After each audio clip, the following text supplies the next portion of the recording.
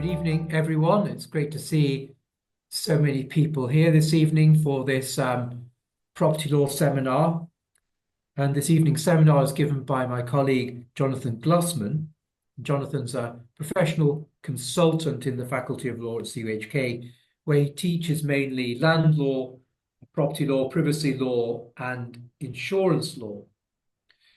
So Jonathan is going to speak to us about possessory rights over human remains in Hong Kong. And he'll speak for about 45 minutes, and then there'll be time for Q&A. If you have any questions at all, could you please send them to me, Michael Lower, in the chat box, and then I will read them out to Mr. Glusman at the end of the talk. So without further ado, over to Jonathan for the talk. Thank you, Michael.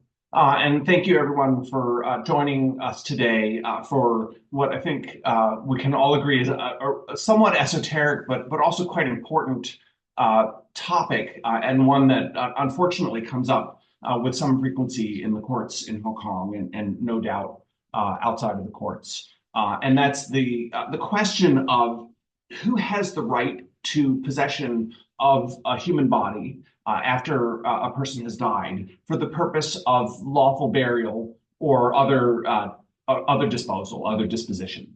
Let me share my slides. And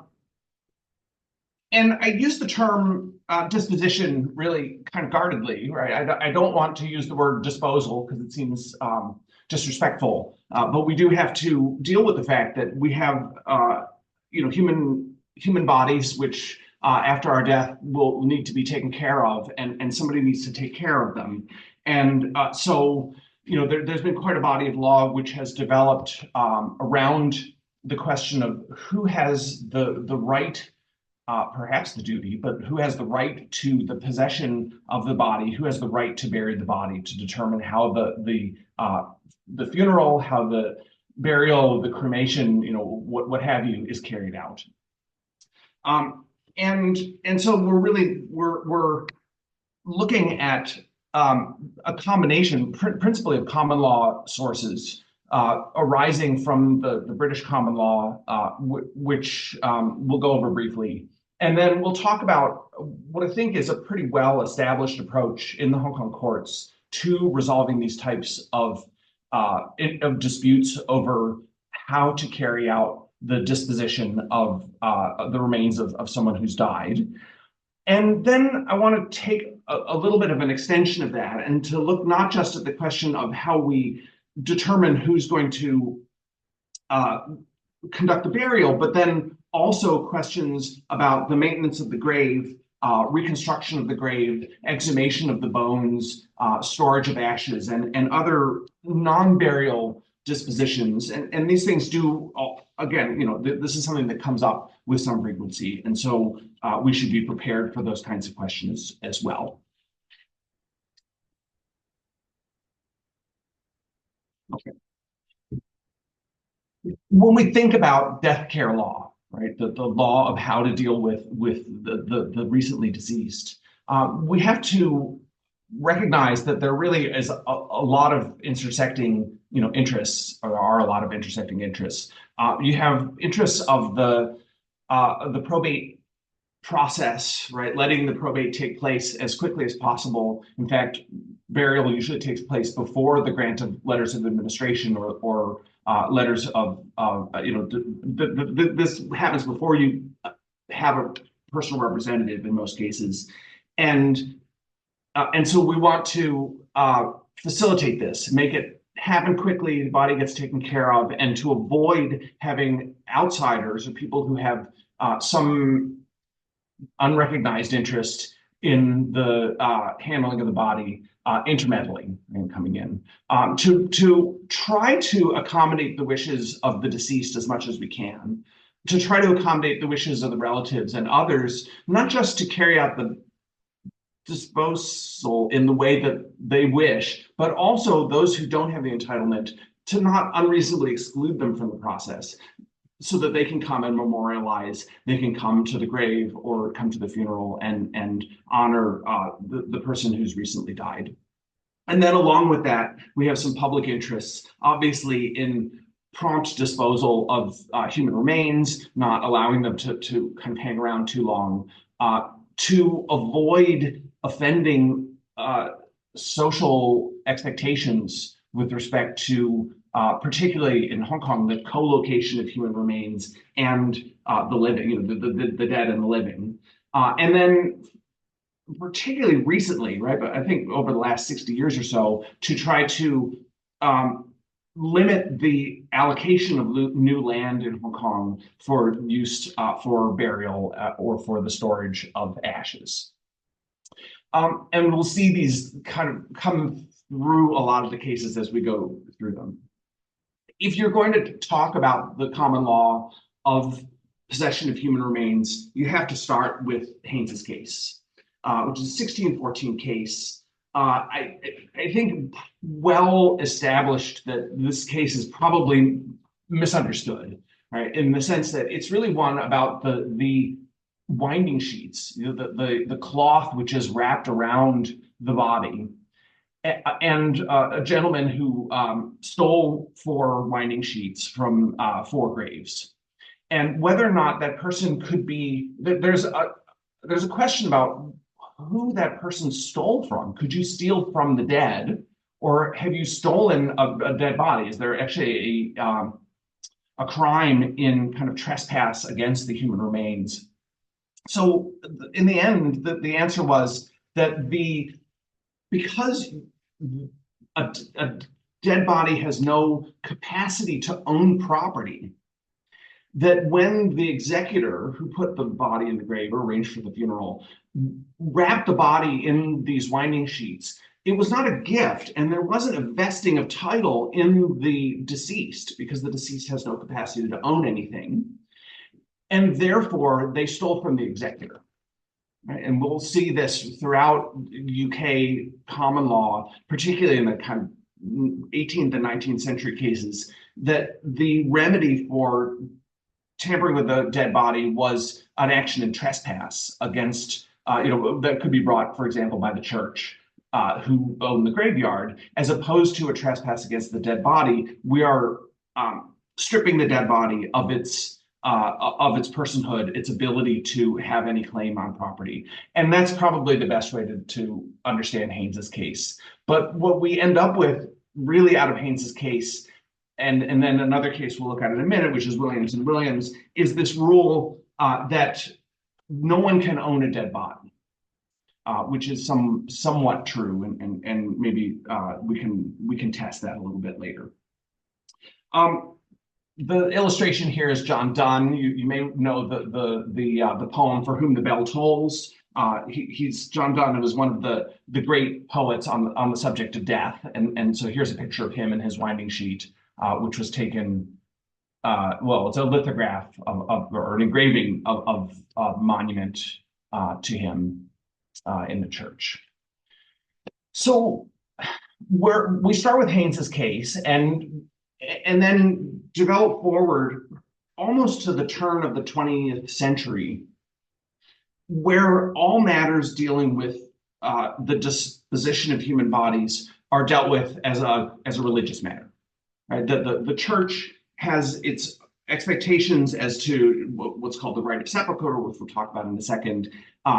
Ecclesiastical law, right? Church law says you have to provide a Christian burial to a person who's died. There wasn't a question about whether you were going to cremate or do other things with the body, because the expectation was burial and burial only. And any disputes that had to be resolved then went to church courts, these consistory courts, which still exist in a form in the UK. They dealt with probate matters, but then they also dealt with mortuary fees, which is kind of an asset tax, kind of an estate tax when you died. So the church really had the dominant role in the question of how this was to be carried out, leaving really only the question of who was going to carry it out. And here's a comment from the New Zealand Law Commission kind of summarizing how the law developed, saying that, well, it's really about Christian burial, and that because of the church's domination of the form of disposition, the only question really is who's going to be able to claim the body and arrange the funeral, because the executor or the personal representative has the ability to tap the estate for funds to conduct the funeral. The executor then became the person expected to carry out the burial. Right? And so where you're going to have a dispute, it will either be somebody who claims that for some reason they should be able to override the representation or override the executorship, or somebody who has a dispute as to priority, under the probate rules. And this comes to a head in Williams and Williams in 1874, where we have a little bit of an unusual situation, right? Because you have Mr. Cookenden leaves his will, and not the first thing he does, the third thing he does in his third codicil, he names executors, and then executes a fourth codicil sometime later, directing that his body be given to Ms. Williams. It's not entirely stated in the judgment, but for cremation. And he gives her a Wedgwood vase for the purpose of the storage of the cremated remains. We have to read between the lines to see that. The executors, notwithstanding the fourth codicil, went to the funeral, allowed the family members to bury the body in the Catholic section of a graveyard in England. And Ms. Williams, who had received these instructions from Mr. Cookenden and no doubt understood his expectations, had his body exhumed and cremated. And then when she sought her expenses from the executors, it ends up in court. And Justice Kay said the kind of the lasting effect of this is two things. First is that a man cannot dispose of his body by will, right? And the second is a restatement of that rule from Haynes's case, right? The maybe misunderstood rule from Haynes's case, which is that there can be no property in a dead body. You don't have the right, maybe putting in the slightly different terms, you can't write a will if you don't own your body, you don't have the ability to vest the body in a new owner, then you have no business writing it into your will and saying that somebody else should have possession of the body, because the deceased having died, they no longer have that power. Here's a quote from Williams and Williams, again, centering the church and this idea of the right of sepulture, the right of Christian burial, right? And that you're going to have a monument and then the sepulcher, right? The grave for the dead, but that the death itself is Caro de verbibus, it's food for worms. It is no goods. It is not something which you can pass on to somebody else. It belongs to church belief. And the monument then, right, maybe the urn, maybe the gravestone in modern life has some protection, but the body itself doesn't have protection. The body is kind of subject to the whims of the living. So sepulture, the right of sepulture is the way we describe the duty of the living to bury the dead, if there is a duty. Right? We don't have a lot of cases where people are being ordered to bury someone when they're unwilling to do so. Much more common to have a dispute over somebody who's raising a competing claim to be able to bury a loved one. Which brings us to kind of the center of our talk today, which is how the courts approach disputes over disposition of remains.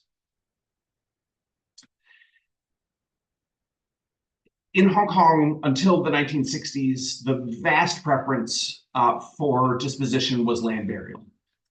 And starting in the 1960s, the government promoted cremation and was quite successful, to the point that 97% of all disposals of human bodies today are by cremation. At least they were the last time the numbers were reported.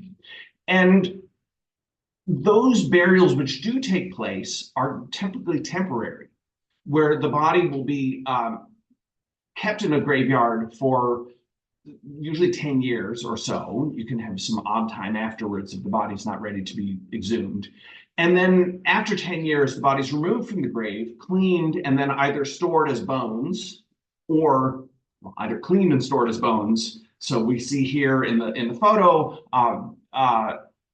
jars which would be containing the arranged bones of the deceased. And so we might have the jar reinterred at a family grave, or quite often the body would then be taken away and cremated after it had enjoyed its time in the sun for 10 years or so.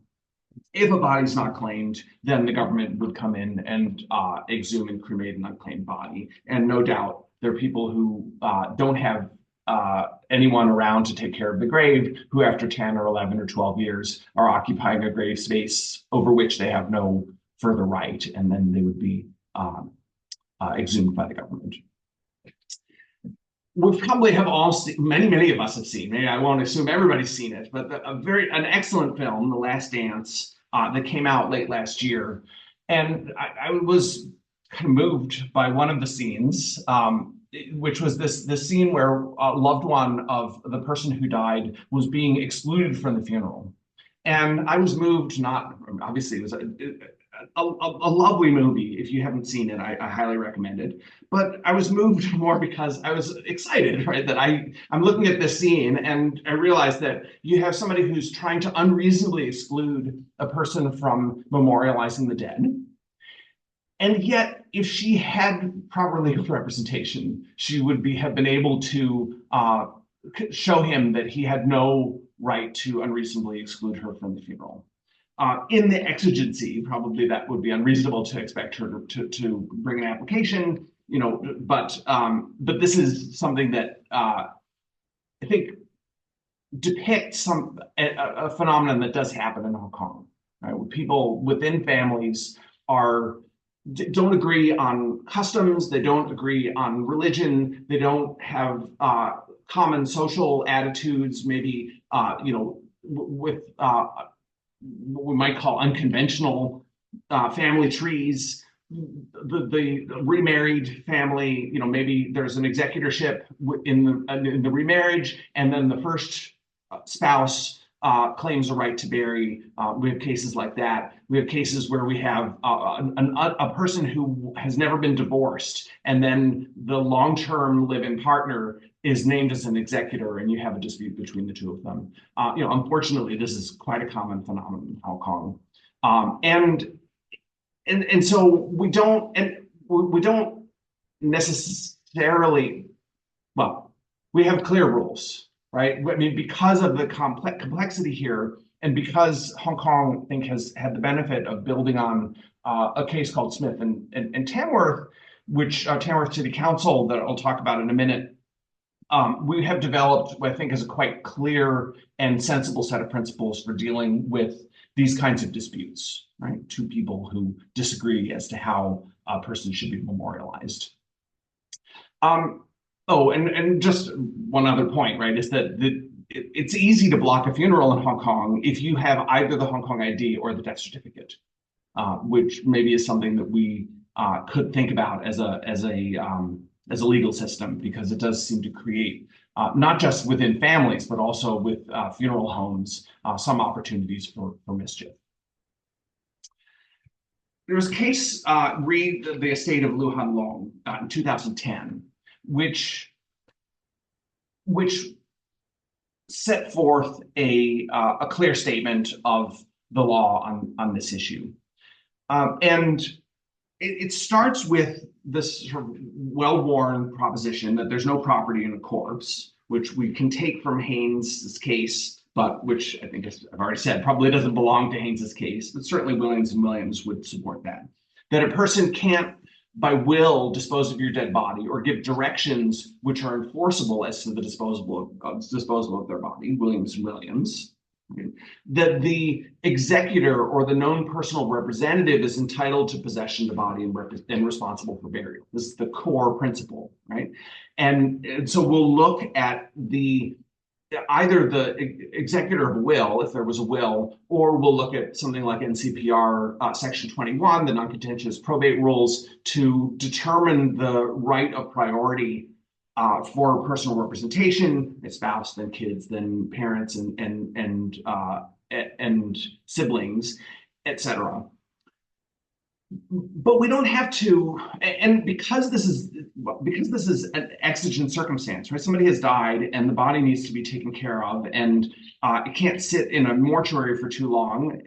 It has to go to a funeral home, and that's going to start to determine what the ultimate disposition is. The court is prepared to be flexible, right? To look at a situation where a person who is entitled to conduct the burial, let's say, is traveling or is living overseas or is elderly and is unable to make the arrangements or is not interested in making the arrangements, that we may displace the NCPR Section 21 or Section 20 rules, and we might put somebody in who has the interest and who is kind of follows the priorities to some extent, but who's in a better position to conduct the burial. Last point, so there are 9 of them altogether. Last point on this slide is that you're expected to consult with other stakeholders, but you don't have to follow what they say.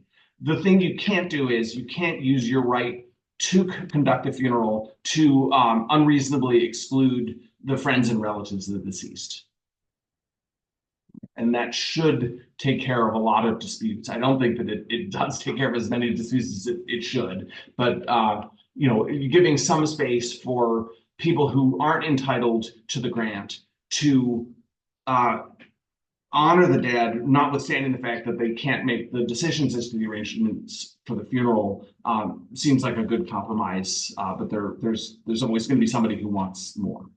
Last 4 are really about pragmatism, right, and expediency, and just saying that a court really should not treat this as being something that's going to be kind of set down for trial in several weeks or several months. That you really should take a practical approach and find someone who is in a position to conduct the burial or cremation or funeral, and to get it done. We sometimes see disputes arise over organ and body donation. And it starts with the wording of the statute that facilitates this, which is the Medical Therapy Education and Research Ordinance, that says that if the deceased requests that they be donated, the organs or an entire body or some portion of their body, that the person with lawful possession has the ability to object to it. And so in both of the current major medical teaching institutions in Hong Kong, Chinese University and Hong Kong U, each have body donation programs. And my understanding is that those body donation programs sometimes fail to acquire bodies, even where the deceased has expressed an interest in donating their body for medical research.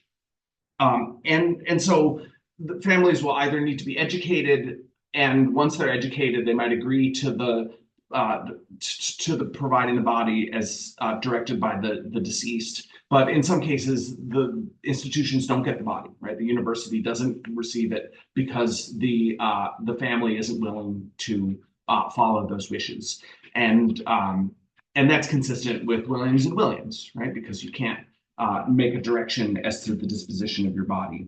And so if you do want to do this, right, and as a faculty member at Chinese U, I should encourage everyone to look at the silent teacher program and consider the possibility of making this tremendous contribution to medical education. If you want to do that, then along with that, you should tell members of your family what your intentions are. And the same goes with organ donation. Tell your family so that at the time that they're making decisions after your death, they know what your wishes are, and they're not just being told from some form or from some third party who received instructions as to what should be done with them. So having put the body in the grave, right? That's clear enough, right? I think it's clear enough. We have, a set of we either have an executor or somebody who's prima facie entitled to be the executor, or you have a personal representative, somebody who is prima facie, or an administrator of the estate, right? Somebody who's prima facie entitled to letters of administration, and they have the right to arrange the funeral. And although we can search for other people, and under some circumstances we might have others conduct a funeral, or maybe somebody else might conduct the funeral. We'll look at a case in a little bit that where somebody conducted the funeral who wasn't entitled to the grant. The law is prepared to be flexible because of the urgency of burial. Once a person has been buried, we then have to ask the question as to who has a right over the grave. It's not an ownership right. In the case of Smith and Tamworth City Council, it was said to be a license which became irrevocable once you had placed a body in the grave. But then, who's entitled to that? It's not the deceased. And so is it the person who paid for the grave? Is it the people who arranged for the funeral? Or is it something else? And Smith and Tamworth, unfortunate circumstances. You have a relatively young man who was living with a woman and had a child. He had been adopted when he was young. And when he died, the adoptive parents and the de facto spouse agreed, more or less, right, that the adoptive parents would arrange for the grave. The biological parents contacted the cemetery, asked for the invoice, and paid the invoice for the grave. And then they asserted a right to put up a memorial, put up a headstone on the grave that would name the deceased as their son. And the court rejected this, right? The court said, first of all, your biological parents who put your child up for adoption, your rights terminated when you put your child up for adoption. At least when they were adopted. And either the adoptive parents had the right to administer the estate, probably, right? Parents, pretty straightforward application of probate priorities. Or maybe the de facto spouse had a right, but even if she did have the right, she ceded that, right? She allowed the adoptive parents to handle the funeral, and therefore, everything's okay, right? That pragmatic approach, somebody's got to handle it. It doesn't matter who does, as long as the person who has the grant isn't being interfered with.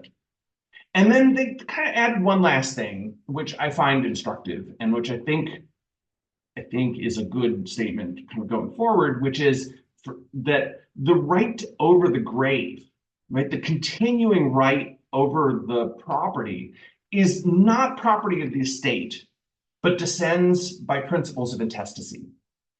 And the reason I say I think this is right is that if we accept the principle from Haynes's case and Williams and Lujan Long that there could be no property in a dead body, then there's no way that anybody could treat it as property of the estate, because it isn't owned. What's owned is the right to protect the grave, right? The privilege of arranging the funeral, the privilege, the ownership. The headline of this class or this seminar is possessory rights, right? The possessory right over the body, the possessory right over the remains is going to pass to the family.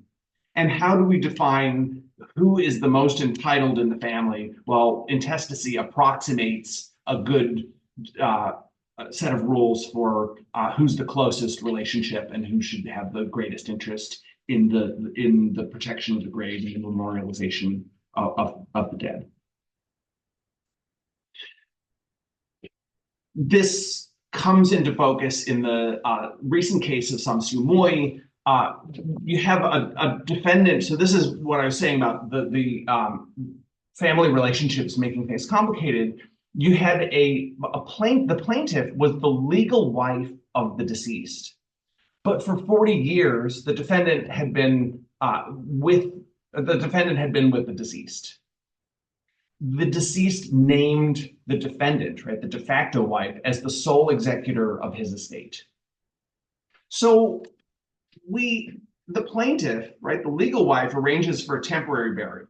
She suggests a contractor to build the monument. But the defendant, the executor of the estate, right, the defendant finds that the contractor was too expensive, hires a cheaper company, and then you can imagine what happens, right? The plaintiff says this is no good, it's not a good quality, and it's not it's not in the right location, and it's not aimed in the correct direction for good fortune. And so she wanted an order that the defendant, executor, demolish the grave and rebuild it using the preferred contractor. Well, who's going to pay for that? Of course, it's going to be the estate, right? Because the estate is liable for funeral expenses. The court rejected this, right? The defendant was the executor. She had the right to bury, and therefore she had the right over the grave. So this is that principle that we see coming out of Smith and Tamworth, but now fully articulated, right? We have a person who has the right to bury, the defendant de facto wife. And then we have a person who is asking for modifications to the burial arrangements. The defendant still has the best rights because the defendant is the executor. The executor, even after death, even after the burial, still has that right to control the grave and to protect the grave against somebody else who, in this case, wants it demolished and rebuilt.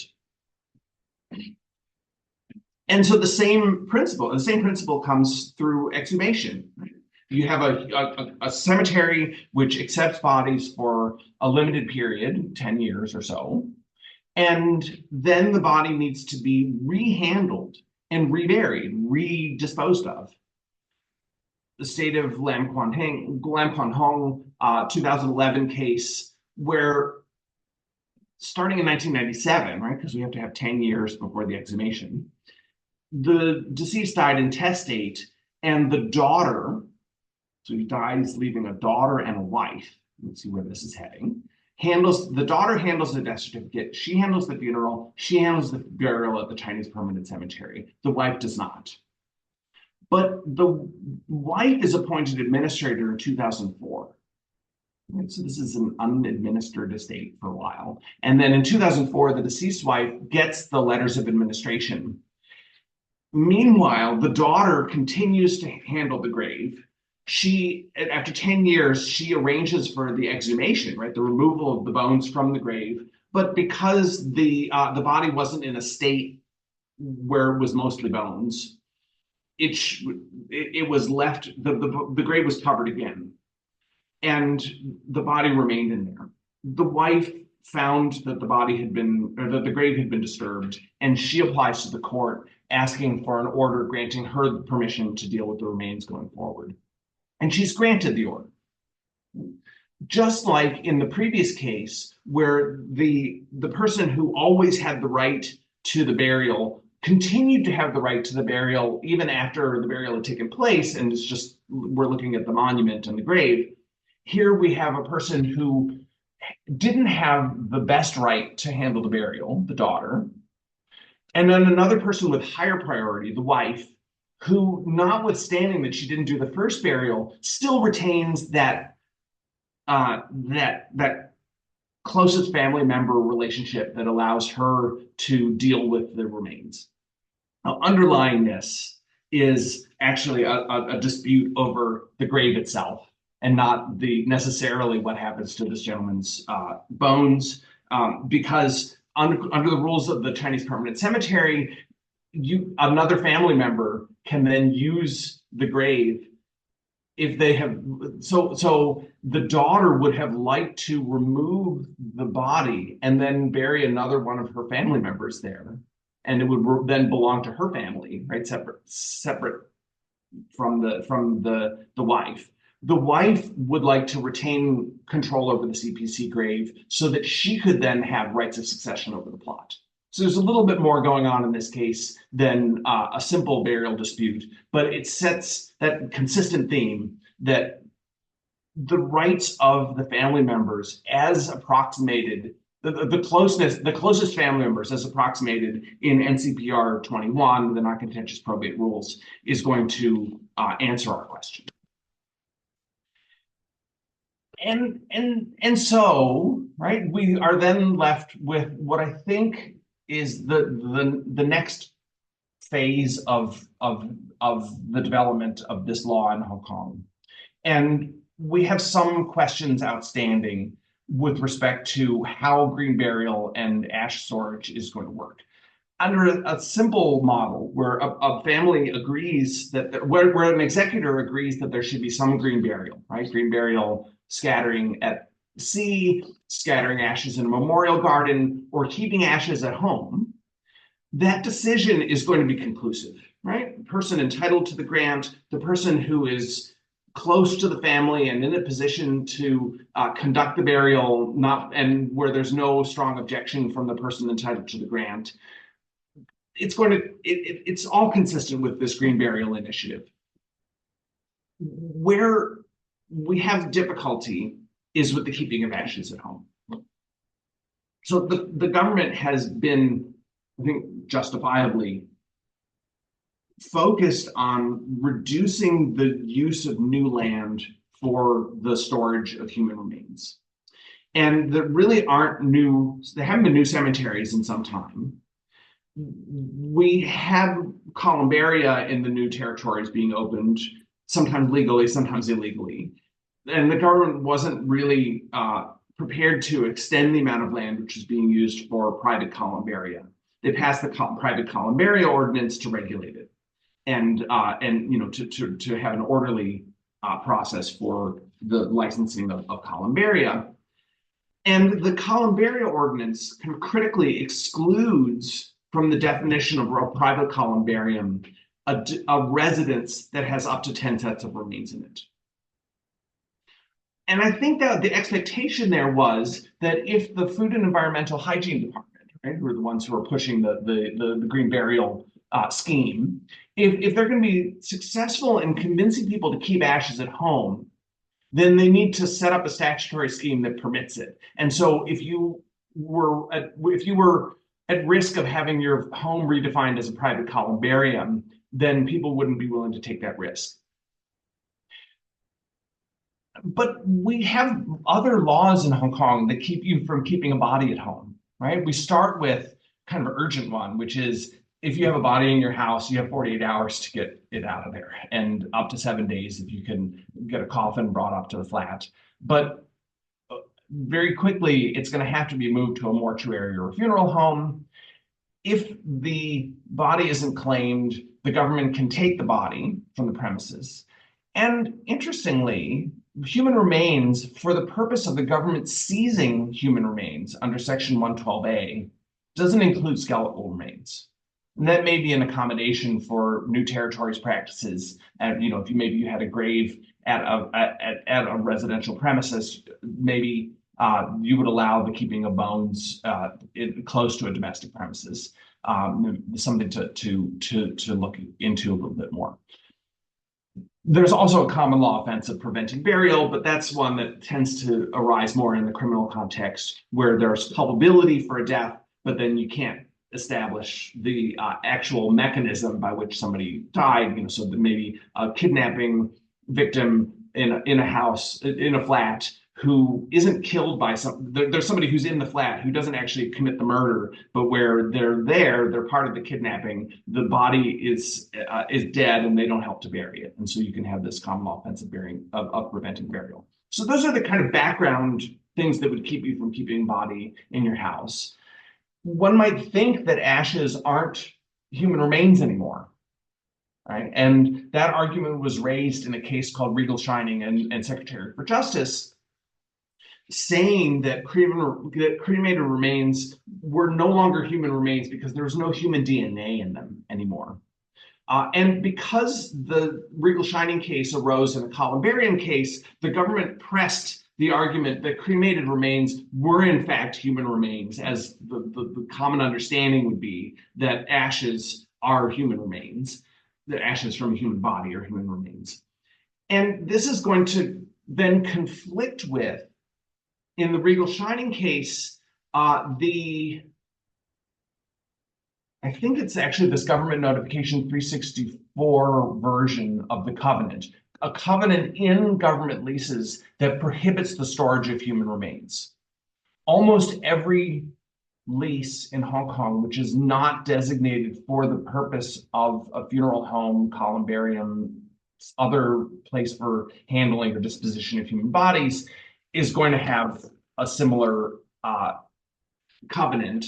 Some very old leases have an offensive trade covenant, which should perform the same function, although in unit creation investments, they were allowed to maintain the columbarium because nobody was offended, right? Because there wasn't any evidence of an impact on the neighborhood that would allow them to invoke the offensive trade covenant. And so the question is, right, why would you, if we're going to accept the Food and Environmental Hygiene Department at its word, that one appropriate way of handling human remains in Hong Kong is cremation and then storage of the remains at home. And that is the position of the Food and Environmental Hygiene Department. Will we then be encouraging people to commit a breach of their government leases? And potentially not just a government lease, but also their duty mutual covenant, which might require somebody not to violate the government lease.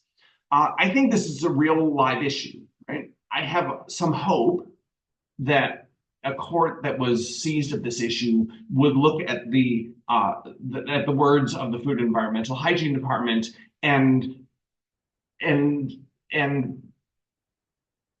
treat the government as estopped or some other function, right? To keep them from asserting that it was illegal and that in fact they should be following these lease terms and removing the human remains from the lease, or even worse, that you would have a vesting order where they would take the property away as a result of the storage.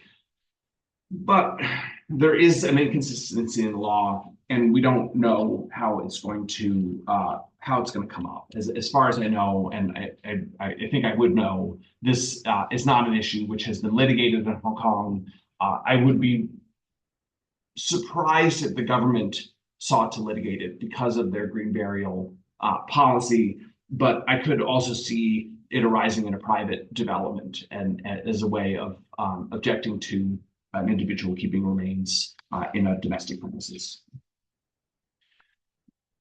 The last thing, right? If we have accepted, we've gotten this far, right? That we have the possibility of retention of ashes, not in a columbarium. Even if it is in a columbarium, at some point the license or the lease on the columbarium is going to be up, and you're going to have to deal with those remains.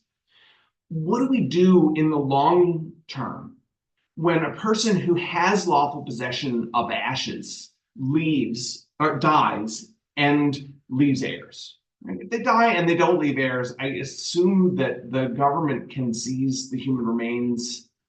Interesting, under 112A, maybe if it's bones, they can't, right? But they'll probably be able to, in some way, either seize the remains or cause the disposal, as the administrative last resort. But where we have somebody who dies leaving heirs, then there's a question over who should receive them. And you could see a situation where multiple siblings in a family were interested in having the ashes. And we would then have to answer a question as to which of the equally entitled siblings was entitled to this piece of property. It can't be property of the state because there's a rule that we've been relying on throughout this talk of no property in a body. And post-interment rights should descend by intestacy. We've seen that in the Hong Kong case law. But then if we have equally entitled persons, how do we decide who's going to get possession of the ashes? The obvious answer to someone who doesn't have an objection to this, right? Because there could be cultural or religious-based objections to this. And as I understand it, there may be a Catholic specific objections to interfering with the integrity of the set of ashes. The obvious go-to would be to divide them, right? And to say, well, you get some ashes and you get some ashes and you get some ashes and, be done with it, right? Everybody gets to keep a piece of grandpa or mom. And we have a case in the UK, and in fact, I will say, coming back to The Last Dance, that the people in this scene, we see the last part of this scene in the movie, you see the funeral director taking ashes and putting them a little bit of ashes aside so that he can give it to the disentitled friend, the disentitled lover, so that she can have something to memorialize the deceased. I think that's highly inappropriate. She has no right to that, right? It was just inappropriate to keep her out of the funeral as it was for the ashes to be divided. But we should be open to the possibility that in a situation where people are entitled or equally entitled, that we would do division. The UK courts seem to be totally set against it. We have this case, Vesey and Whitmore. There was a recent case in the last year or so that I haven't included here because it didn't really squarely deal with the issue, but that upholds the rule in Vesey and Whitmore. It just says, division of assets is just inappropriate, and the courts aren't going to entertain it or order it. Out of Australia, we have a more nuanced view where sometimes there will be where first of all, we've got Lindbergh and Dernendorfer commenting that division of ashes, is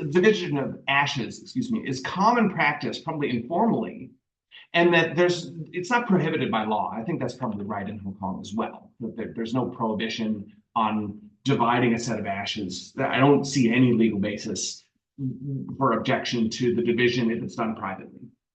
Question is whether a court would order it. Brown and Weidig involved such a case where you had two parents who couldn't deal with each other, and they were ordered to divide the ashes. So they had a child who died, and the father wanted to bury the body at his First Nations ancestral lands, and the white European mother wanted to have them cremated and scatter the remainder. The father didn't even want a cremation to take place, but lost the timing race, right? And it got cremated. And so the court divided the ashes, ordered them divided so that the father could fulfill his kind of recognized rights under Australian, law having to do with Aboriginal peoples, right? So respecting their culture, respecting their kind of sovereignty, and then having also respecting the equally entitled mother who wanted to take a more conventional approach, have the ashes scattered and honor the deceased in that. And so I think this is something that we will eventually see in Hong Kong, right? Because families are mobile and families, do divide up, and I'd be interested to hear, what happens when this case arises. But I think that's the kind of the logical endpoint of the food and environmental hygiene saying keep ashes at home is either we're going to have a dispute that's based on the government lease conditions. And that would probably be your neighbors complaining because they don't like the altar in your house, or something where we have family members who are disputing over the right to retain the ashes. There's an interesting question, a rhetorical question here about the urn, right? Because the urn might actually be property, and just as the winding sheet in Haynes's case was property, and the person who disturbed the bodies could be convicted of theft, we might find that the urn has a separate identity with respect to the disposition. So that is my talk for today. I would love to hear whatever questions you have. Thank you for your time, and if you do have questions, please use the chat function, and Michael will arrange to have them read out to me. Yes. So thanks very much, Jonathan, for a fascinating talk. And as of course, it's a topic that's got obvious human interest. So yes, let me just repeat that if you've got any questions, could you please put them in the chat box, and then I'll read them out to Mr. Glusman. Perhaps I could just start off, Jonathan, with a question of my own. So, like a slight extension, you've been talking about kind of dead bodies and control over burial, but what implications does this area of law have for things like human specimens that might be found in museums or collections? For instance, the idea of no property right in bodies is equally applicable. As with many things in this area of law, we start by looking to the Australians, who seem to have answered all questions in this realm. There is a body of law that started in the late 19th century, or I guess early 20th century, called the Dudeward and Spence case, where there was a rule that was articulated that said if you take a body and apply skill and effort, lawful application of skill and work, to transform it from a body which is merely a body waiting burial into something else, that it would then become, it would take on greater aspects of property and would then be subject to a stronger proprietary right, at least against anybody other than a family member who was seeking the body for lawful burial, right? So if you had a body and then mounted it and wired it up as a skeleton, like you might see in a bone setter's shop in Hong Kong, that although most of those are probably fake, right? There are plenty of real human skeletons which are in private hands. Those human skeletons are subject to very strong possessory rights because they have been worked on to the point that they've been transformed. And so we have that one exception to the no property in a body rule, where we can take a body and, a mummy, for example, or a body, a sample in a jar, right? A mounted skeleton, those kinds of things, skulls, skull bowls, right? The Tibetan art objects or religious art objects. Those are all the kinds of things which would be capable of being possessed. They could be, we have a case called Crown and Kelly and Lindsay in the UK, having to do with the theft of medical specimens, and it was actually convicted as theft, right? They argued that, well, it's not property, and so I couldn't steal it. So there is a separate body of law, which probably should be a separate seminar someday, having to do with the, rather than the possessory rights over human remains for lawful burial, the possessory rights over human remains for other purposes unspecified. Thanks, Jonathan. Christina Chung has messaged in, and Christina says, "Hi, really interesting talk. Thank you. I'm an archaeologist and wonder in Hong Kong at what point a body becomes archaeological remains."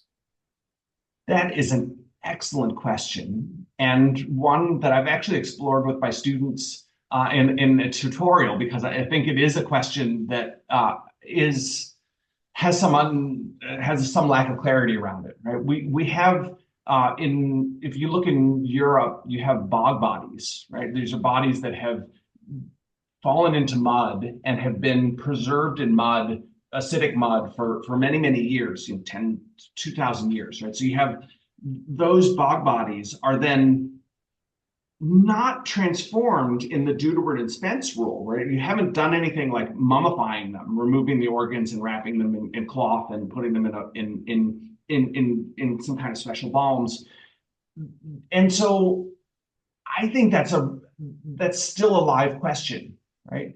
Until the body is found, it is just a buried body, and we don't encourage the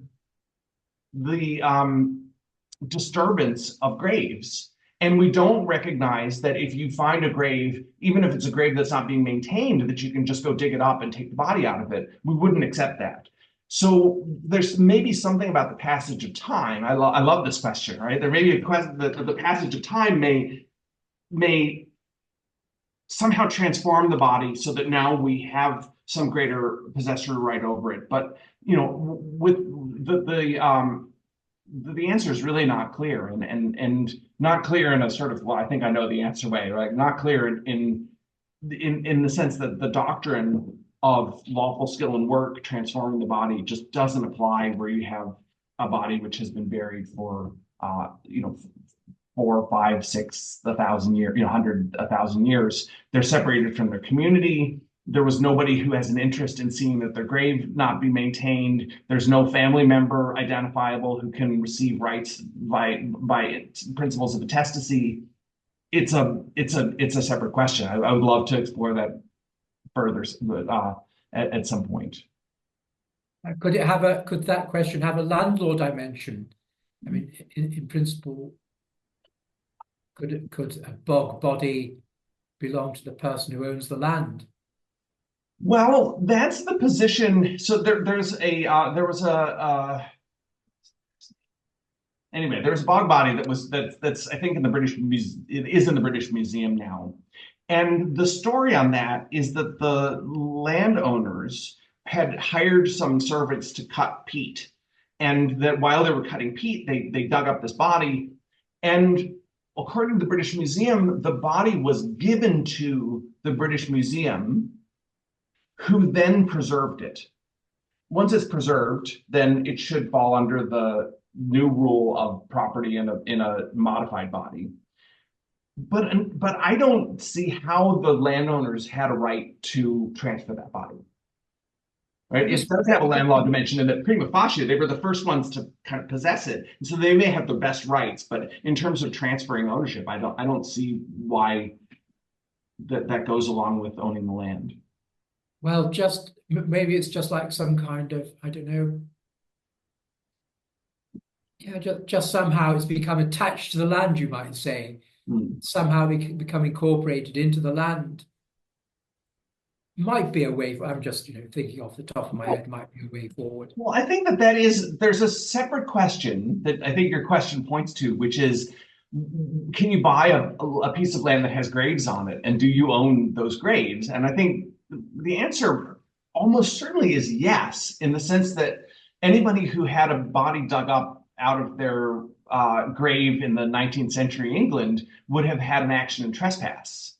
And so there must be the grave and its contents sort of seem to attach themselves to the land, and therefore are subject to at least some of the ordinary land use rights, or the kind of right to exclude others from interfering with your land.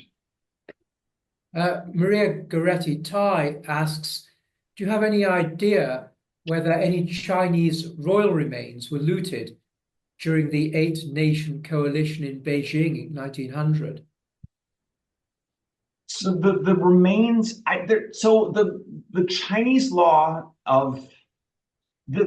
is different. The civil law position on this is somewhat different, and I'll confess I don't have a good grasp of what principles would apply to that ownership. Okay, that's great. Thanks, Jonathan. Yeah. In a moment, we're going to go through so many thanks. And so in a moment, we're just going to go through some upcoming property law events. But before that, one final little question. You kind of hinted at it, that you've got some ideas of where you might take this subject, branches that you think possible future seminars. Do you want to say a word about that? Well, I think there are two questions that I have outstanding. One of them does fit within this seminar, but I think hasn't been clearly answered, which is, are there any circumstances where you'd have a duty to bury? Would a court ever order someone to conduct a burial against their wishes? And then the second one, which I think is one that I would like to explore in the future, is a more thorough review of this question of how a body can be transformed into a possession.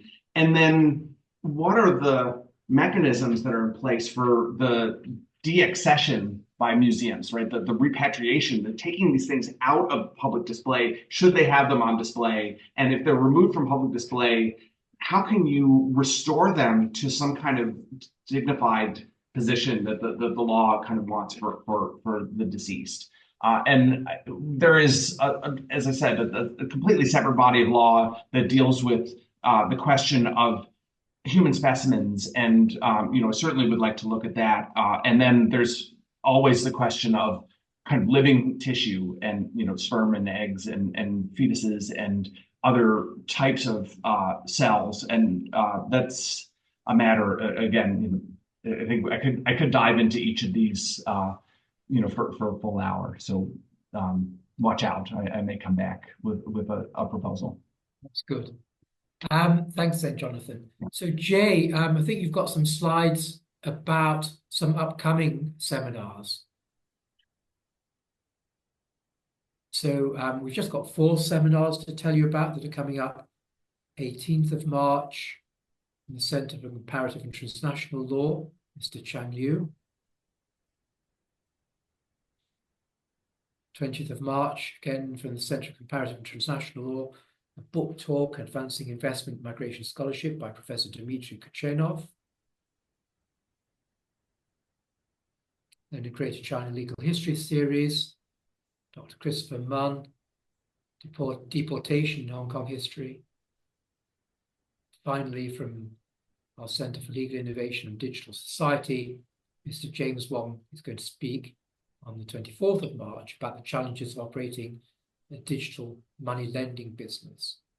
So thank you, Jonathan. Thank you to you all for your participation. Good evening.